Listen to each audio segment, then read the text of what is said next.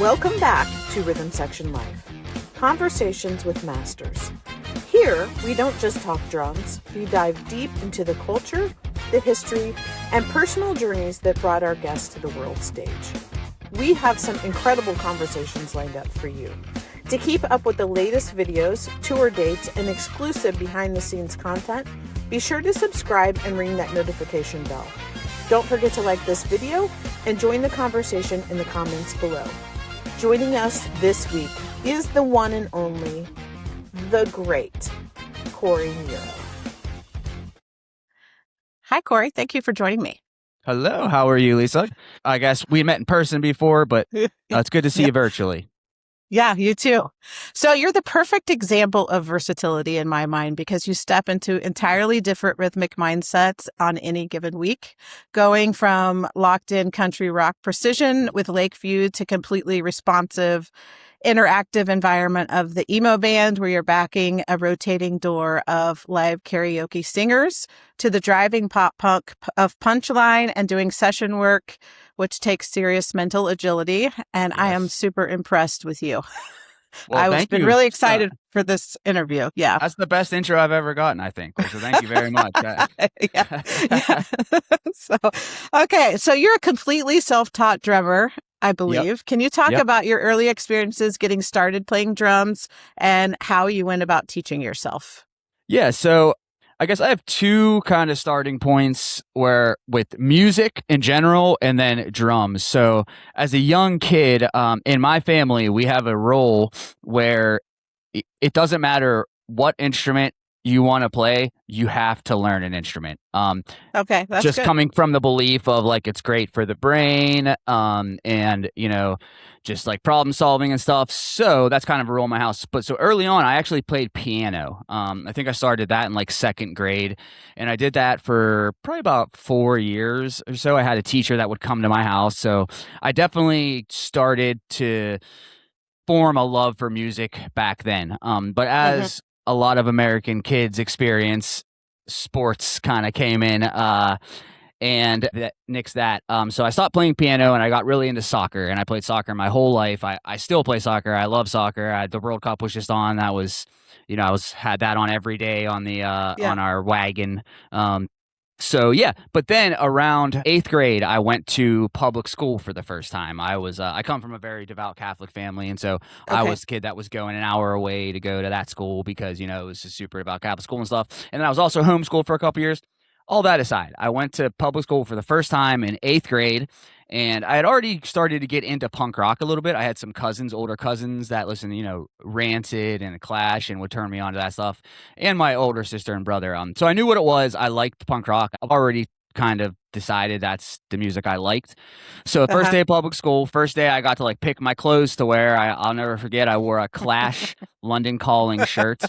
And I sat in front of a kid that wore a Newfound Glory shirt behind me, and just started talking to him. And to tell the truth, I just lied to him and told him he played guitar, and you know, so I felt like I had to play something or else I wasn't cool. So I told him I played drums. I had never played drums at that point. Okay. So basically started a band with this kid and lied and told him I played drums. Then I had to go home, and I just begged my mom and dad for drums for the next couple months. And then that Christmas I got it's so funny to think about now because my first drum kit was like a Kmart kids drum set. Yeah. So like my kick drum, my snare drum is so much bigger than my kick drum was on that kit. I didn't even have a snare drum, I don't think. It was just 2 little toms, a little splash cymbal. And I learned, you know, what was going on that little kit, kind of like, you know, the right hand, left hand, like kind of what I'm supposed to be doing. And I didn't get my first drum set until the day I played my first real show at a place called American Music Cafe in Murraysville, Pennsylvania. And my dad showed up to that show with my first real drum kit in his car. So the first time I played like a real drum kit was on stage at like my first real show. That's awesome. What was your first drum kit? It was something by Premier. So like one of those like subsidiaries of Premier. And it was like a maroon, you know, it's your typical kind of, it reminded me of like, you used to see those CB drums all the time. There's those kits. It was basically like that kit, you know? Well, it's interesting that you talk about brain development. I work with adolescents who a lot of them are non-neurotypical, and Yep. exercise and music are the two top things. We can bypass all kinds of medication or whatever if we're doing those things. And almost every drummer that I have interviewed has said something similar. My parents noticed I was fidgeting in school or I was doing this or that, so they got me into playing drums. Which Yeah, and it's that super actually great is for something the that brain. happened to me too. In that Catholic school, I used to get detention all the time for playing on my desks. So that was probably, the foreshadowing of drums were going to come soon after Yeah. that. Do you send them videos now of your greatness? And Well, it's funny my because my parents were divorced, and so I lived with my mom most of the years, and so she was always one that knew I was getting in trouble and stuff. But she's also the type where like she's starting to get it now a little more, but kind of the type where like in her head, it like being a musician or a drummer, like that kind of wasn't a real possibility. yeah. And from her standpoint too, I was just a kid in her basement that started playing drums. So, I think it was hard for her to kind of like figure out like, oh, this is actually like a career and a job he's doing. He's not just out there, just not being good at drums and, and thinking he is or something. So yeah, but she's come around now. For me, I think it speaks to your intelligence that you can be as successful as you are and doing all of these things and have figured it out pretty much on your own, it seems like. And so that's really impressive to me. Well, thank you. I mean, I've come to learn there's pros and cons to how I learned how to play drums. I mean, I'm thankful I did learn that way, and I think that some of the things that make me and what I decided to focus on and the drummers I fell in love with and wanted to be like that, like some of that would have went missing if I would have went the traditional lesson route. But that being said, Mhm. I definitely have bad habits and things that I'm always going to have because I didn't do the lessons first. I think there probably is like a nice middle ground between the two that Yeah. would be what I suggest to people starting to play drums. Like, it's not all about the lessons. It's not all about the theory. Like, especially with drums, like it's mostly about, your feel and your pocket. And these are things that like just you're not going to read in a book. You need to be Right. behind a kit and you need to really, really dig in and put the time in. So if you didn't have a drum instructor sitting next to you, it means your headphones and bedroom stereo were your teachers. When you were a Yep. teenager trying to figure out a drum kit, what specific music or drummers were you playing along to or trying to emulate? Yeah, so when I first started playing, definitely punk rock was number one. So still to today, a lot of like ska punk are like my favorite bands, Okay. kind of like that East Bay stuff. So like I said, I loved Rancid and Operation Ivy, but also I love the NoFX's and the Pennywise and Bad Religion and all that stuff. So that's kind of what I grew up on, a lot of Fat Record stuff and East Bay ska punk. But I also just didn't leave my basement probably for a few years when I started playing drums. Yeah. So there was all kind of music I was playing. I remember I don't know if it was the first, it's the first I remember was learning, Rage Against the Machine. Dun, dun, dun, dun, dun, dun, dun, dun, dun, dun, dun, dun. I can distinctly remember being in my basement, like, and figuring Mhm. that out and being super excited that day. So yeah, just was playing a ton of stuff. I just put headphones on and play along. That's how I learned how to play drums. Crazy. That's awesome. My favorite punk rock drummer was Steve Shealy from Sonic Youth. Yep. Like he's I love awesome. that super tribal stuff, and I always tried to incorporate For sure. that type instead of the like straightforward stuff. Derek Grant was definitely one of my favorites. He was the original drummer in the Suicide Machines, and there's Okay. like their first record, the drums on it are just like insane, and definitely that record definitely had a lot to do with me wanting to play drums. I'll listen to that one. Yeah. So punk rock drumming values the performative energy of the hit, while country session drumming values consistency and tone. How do you go about shifting gears to make this happen? So luckily with Lakeview, I didn't really have to switch up like what I'm doing all too much. For anyone that's listened to Lakeview, we definitely exist in that country world, but we all come from whether it be the metalcore or the hardcore or the punk rock world. So that's all was all ingrained in us. But that being said, some of the Lakeview songs are like our country songs. But I will say if you've seen us live, some of those songs are presented live differently than they might be recorded too. Whereas at a Lakeview show, we're always striving for the most energetic, powerful show we can give you. So sometimes that's going to mean maybe if there are those couple of songs that are more like country down, like they're going to come up for the live show. I would say the most difficult thing that I had to kind of adjust to with Lakeview, you'd think it would be the like punk rock to country thing, but it's actually a lot of like the metal influences. That is something I have never really stepped into on drums. I like to think of myself as more like Josh Freese. It was like my idol as far as like how to navigate this industry, and I just kind of wanted to be that guy, the super tight, super pocket, not the flashiest, not the craziest, but like gonna get the job done, and that like he's just gonna be super tight. So that's kind of what I kind of based what I wanted to be around. So, but that was like a cool thing to kind of like visualize as it was happening too. Like, this is something different for me and I'm going to have to figure this out. I'm a single kick player. I've always been single kick. I'm also a huge John Bonham fan. So my mindset has always been that's like, cool. If John didn't need it, I don't need it. Right. That's kind of where I come from with that. So a lot of it's figuring out how to make a lot of the metalish drum parts work with a single kick, and there's breakdowns in Lakeview songs and stuff. So that was more difficult than like coming into the country world. So your recording and performance history is a masterclass in musical shapeshifting. Early on with Composure, you found yourself tracking the absolute holy grails of the studio like Sound City and Chicago Sound Lab. From there, you became a staple of the pop punk scene with Punchline, turning around and tracked timeless meat and potatoes American rock with Joker. Yeah, he's like a guy from Pittsburgh. Yeah. Okay. Even landing live performance credits backing up Bruce Springsteen. And now you're anchoring a high energy country rock powerhouse with Lakeview. When you look back on that trajectory from Sound City to The Boss to modern country, what is the common thread in your playing that connects all those different worlds? Yeah, so it's crazy thinking about that actually as you go over that stuff. Yeah.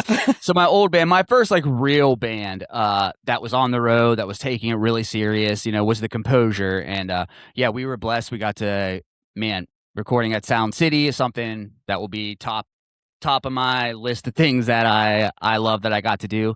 Always it's just the most, walking into that place, it just felt like you were in 1970 and, Fleetwood Mac was around the corner writing a song or something, just yellow walls, just nothing was changed there. It's all different now, and it's not there anymore, sadly. If no one's seen the documentary about it, I definitely suggest that.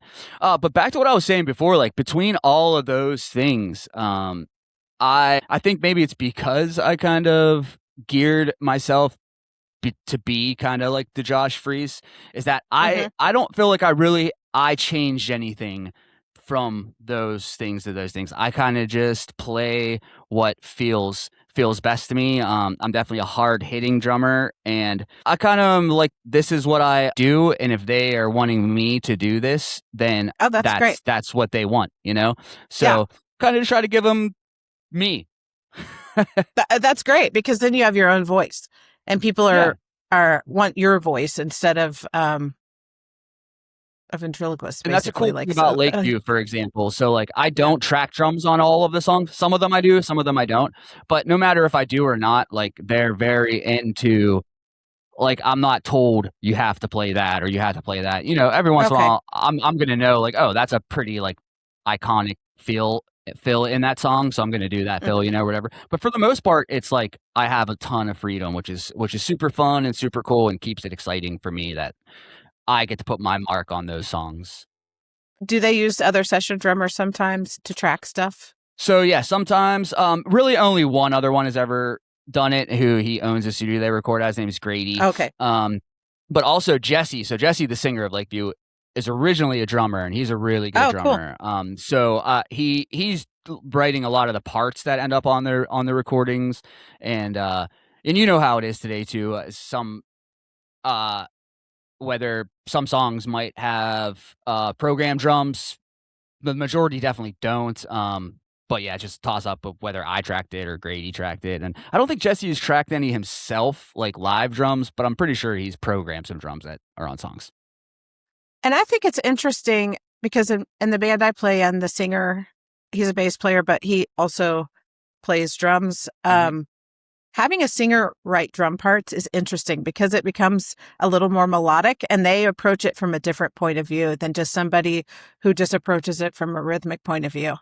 So I always appreciate that. I also do. That's something that I do. I don't know if that, because also I am a drummer, but I dabble in the writing, and I have studio at home. I'm always in there and stuff. So I definitely at least look at myself as I can think in what if you come watch us live, pay attention, and I will be doing fills that are like lining up with the vocal melody a lot. That's like something I try to pay attention to. I just think it sounds great. I love when things are syncopated up together and stuff. So it's definitely something I try to do and I love, and that's cool to hear that your singer's doing that too. Yeah, that's pretty cool. And I do think that's true. I think guitar players are the opposite. They'll try to write it to the guitars, and sometimes that just gets out of control. And I'm like, a human can't play this. And I know we've all had that happen.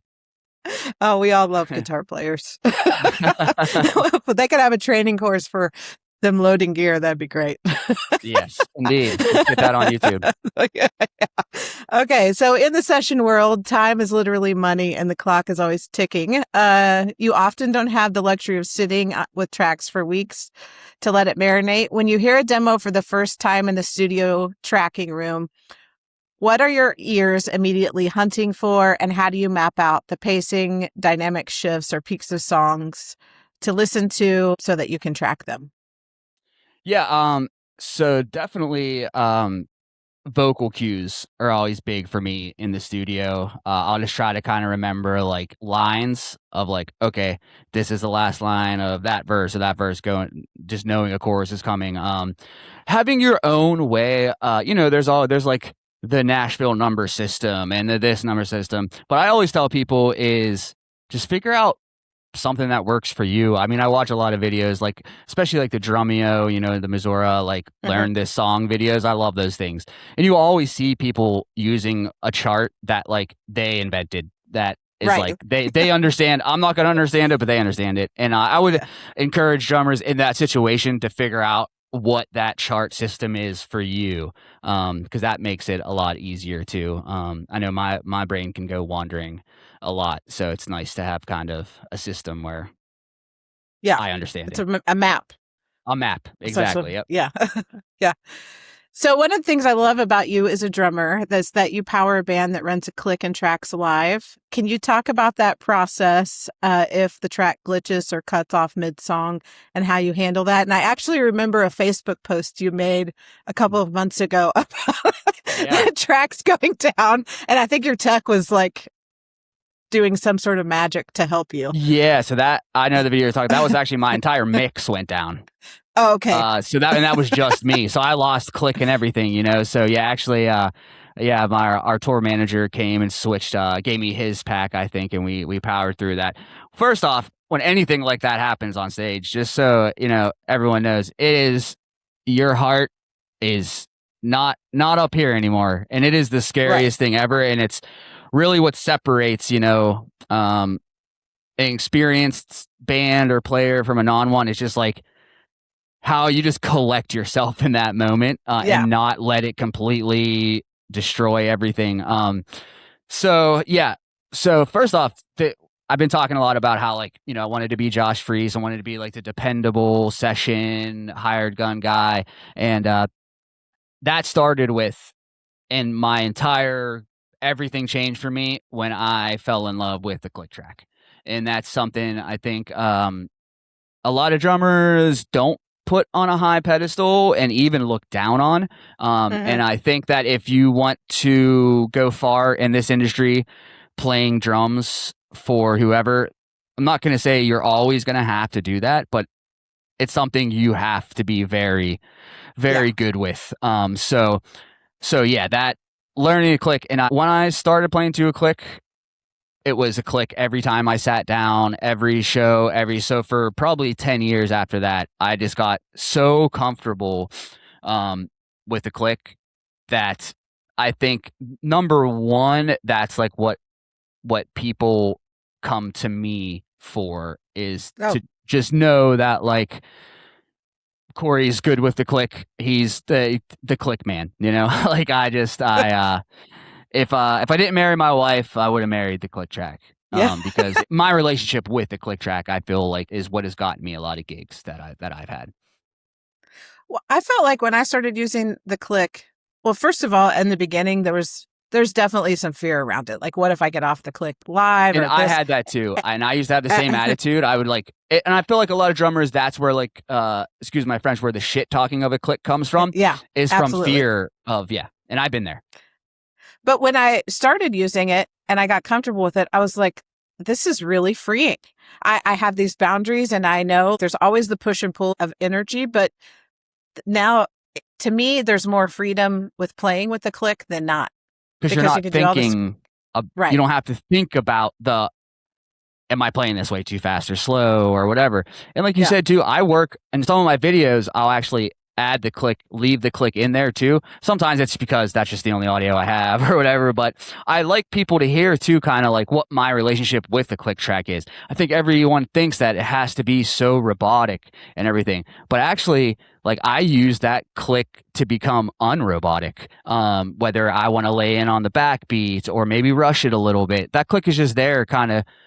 Well, it's there because there's track going on and it has to be there. But for me, you know, it's there. Like you said, I actually feel more free with the click. And just, it really makes me hone in on just being able to, what am I playing and feeling right now? And don't have to worry about any tempo stuff. Cool. There's definitely musics in certain types of bands and stuff where I don't think a click is necessary and actually hurts it. But in my instances that we're talking about, I don't think that. Yeah.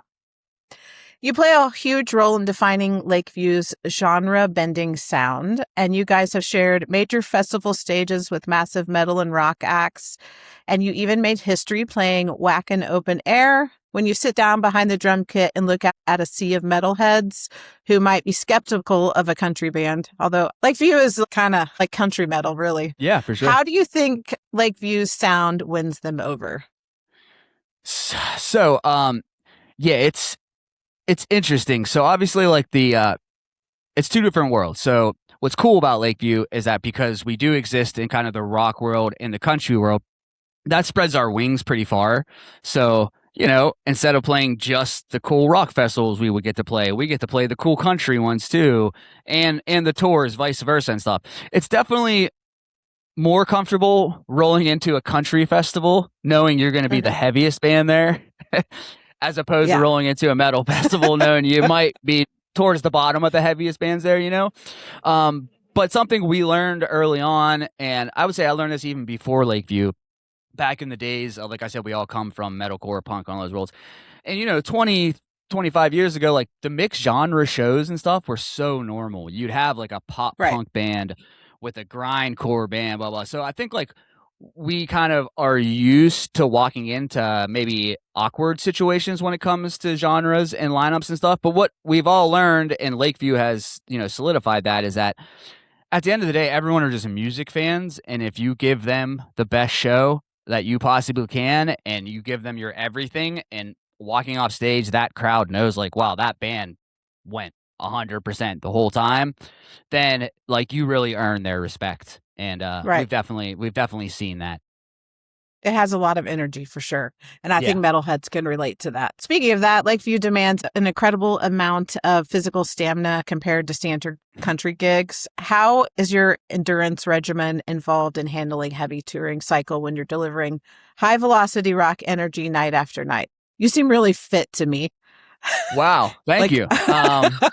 I'm finding out the older I get, I need to be more fit. And actually, it's funny you say that because of the last like couple weeks of shows, I've actually been thinking to myself, like, man, I'm feeling like I'm getting more tired than normal. So I should probably, so everyone else in Lakeview, not everyone else, but Jesse and Luke definitely, you know, they're pretty ripped guys. And when we tour, so we're in like a Pullman, which is kind of like in between a Sprinter and a bus. We have bunks and stuff. We sleep on it and all that. But so our driver, we wake up every day on tour in the parking lot of a Planet Fitness. And, you know, we have 4 black cards. So each one of us can bring a guest in, and that's where we'll go in there. We can shower on the wagon, but we normally just shower at Planet Fitness. everyone get their workouts in and stuff. So that's how the band stays fit, like on tour. But it's something that I'm finding out I need to join in more because I'm feeling not very fit recently. Soccer was always what kept me fit. I played soccer always, even until like a couple years ago. But now that I tour so much, I just haven't been able to. And I'm a very like, we did buy some hockey sticks. I have a scooter on the wagon now. I'm the kind of guy who like needs like a purpose to my like working out, you know? So whether that's like basketball or tennis or something. So I'm trying to figure out some of that stuff to do too. And I think that's kind of stuff is great for endurance and cardio. So yeah, we'll see if that works. Something I found is like electrolytes and minerals, because we play so many gigs in the heat, and those foundational things. Drinking water is good, but it doesn't really help. It's something else in there. I don't know if you do that, but it might help. We definitely try to think about just like our diets in general. Something that I swear by, because I'm very picky eater too, and I don't like a lot of vegetables and stuff. So the greens drinks, where you kind of can get all that stuff and just chug it down. I'm a firm believer in that stuff on the road, especially if you're a picky eater, because that way I know I'm getting, at least some nutrients in what I'm supposed to. And it's something you got to really, really think about the older you get while you're out here. Right. It's pretty hard. Yeah. Drummers are athletes, and I don't think people realize that. And especially with the kind of music that you're playing that has a lot of endurance, we have to think about being strong and healthy, and being on the road is tiring. It sure is. Even it's like it's not, sometimes not even if you're not even doing anything, it's like the waiting around and then not doing anything that makes you so tired. I find more often than not, actually. When the tour bus parks and you guys finally get back home, what does your daily life look like? So it's rare that I go back home. Me and the other two band members, we all live in Pittsburgh still. So Jesse and Luke and the band is based in Nashville. So there's a lot of times where there's a couple off days and we come back to Nashville and it doesn't make sense to go back to Pittsburgh. So that's like where I am now, just be in a hotel hanging out in Nashville.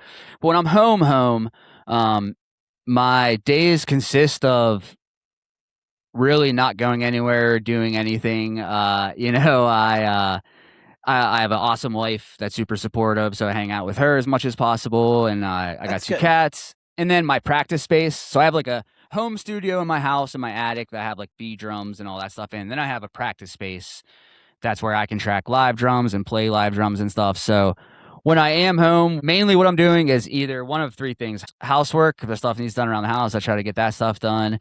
And then I'll try to shoot some drum videos.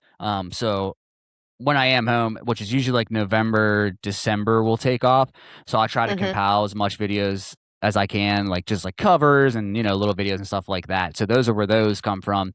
And then also, just because, I love Lakeview's music. I love playing it every day. But you play the same songs every day for a long time, and, it can start to feel repetitive and like a job. So when I'm home, I really, really focus on just doing musical things that are not within a box, that are just totally creative, whether that's I have a few friends that are like my go-to, hey dudes, let's just get in a room and jam for 5 hours today and record it. And, I just try to do as much of that kind of stuff as possible to get the itch of like, because at the end of the day, there's some people that like play an instrument because it's very like mathematical to them, or maybe it's not the best way to put it.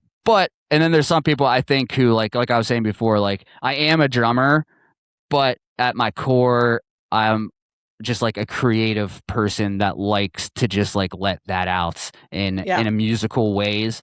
So it's almost like therapy that I make sure that I focus on when I'm home to get that creativity via music out of me.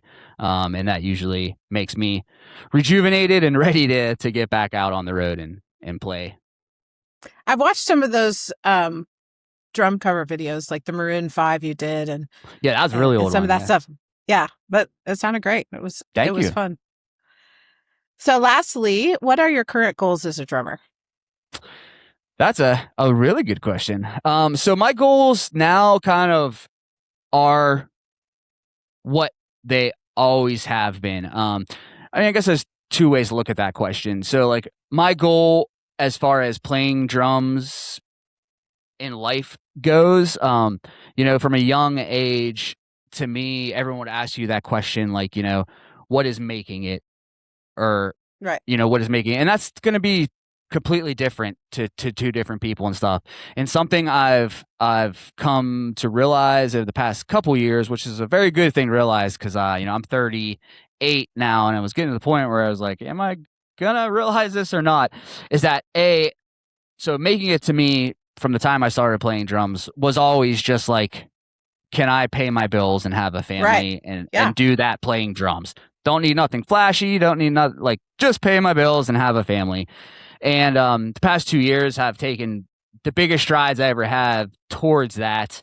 And yeah, so I mean, honestly, that would be my goal with drums, is to be able to not have to worry about paying my bills and getting to play drums every day. Kind of is the ultimate goal for me. Well, and you're successful at that right now. I wouldn't say all my bills are getting paid by it, but my wife still, she's a hairdresser, so she's still busting ass back there in Pittsburgh. But it's getting closer and closer.